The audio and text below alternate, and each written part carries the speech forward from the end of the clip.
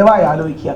നിവിൻ പോളിക്കെതിരെ വ്യാജ കേസ് വന്നത്, നമ്മുടെ വിജയബാബുവിനെതിരെ വ്യാജ കേസ് വന്നത്, ഉമ്മൻചാണ്ടി സാറിനെതിരെ വ്യാജ കേസ് വന്നത്, ഈ വ്യാജ പരാതി കൊടുത്ത ഒരു സ്ത്രീകൾക്കെങ്കിലും എതിരെ നടപടി എടുത്തു. ഒരു എക്സാമ്പിൾ വെച്ച് പറയാം. മുകേഷ് നായരുടെ കോടതി നാളെ വ്യാജ കേസാണെന്ന് പറയട്ടെ, നിവിൻ പോളിയുടെ വ്യാജ കേസാണെന്ന് പൂർണ്ണമായിട്ട് പോലീസുകാർ തന്നെ കണ്ടെത്തി റിപ്പോർട്ട് കൊടുത്തു. ആ വ്യാജ പരാതി കൊടുത്ത പെൺകുട്ടിക്കെതിരെ ഒരു നടപടി എടുത്തു. ആ വ്യാജ പരാതി കൊടുത്ത പെൺകുട്ടിക്കെതിരെ ഒരു റിപ്പോർട്ട് കൊടുത്തു, നടപടി എടുക്കുകയെങ്കിലും ചെയ്തു. തന്നെ 3 ദിവസം ദുബായിൽ വെച്ച് പീഡിപ്പിച്ചു എന്നാണ്, അല്ലെങ്കിൽ റേപ്പ് ചെയ്തു എന്നാണ് ആ പെൺകുട്ടി പരാതി കൊടുത്തത്. ആ സമയത്ത് നിവിൻ പോളി കൊച്ചിയിലായിരുന്നു.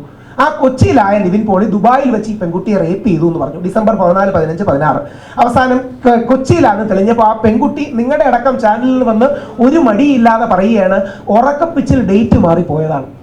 ആ പെൺകുട്ടിക്കെതിരെ നിവിൻ പോളി DGPക്ക് പരാതി കൊടുത്തു. ഞങ്ങൾ പോയിരുന്നു, ഞങ്ങൾ DGP ദർവേഷ് സാഹിബ് സാറിനെ കാണാൻ പോയിരുന്നു. ഞങ്ങൾ ഇവിടുത്തെ പോലീസ് ഹെഡ്ക്വാർട്ടേഴ്സിൽ ബഹുമാനപ്പെട്ട DGPയെ കാണാൻ പോയിരുന്നു. സാർ, ഈ വ്യാജ പരാതികൾക്കെതിരെ ഒരു ഫ്രെയിംവർക്ക് വേണം, നടപടി വേണമെന്ന് പറഞ്ഞു. പുള്ളി സ്നേഹത്തോടെ അനുഭാവത്തോടെയും കേട്ടു. അദ്ദേഹത്തിന്റെ കൈകളും ചങ്ങലയ്ക്ക് ഇഷ്ടപ്പെട്ടാണെന്ന് ഞങ്ങൾക്കറിയാം, കാര്യം പോലീസിന് ലിമിറ്റേഷൻ ഉണ്ട്.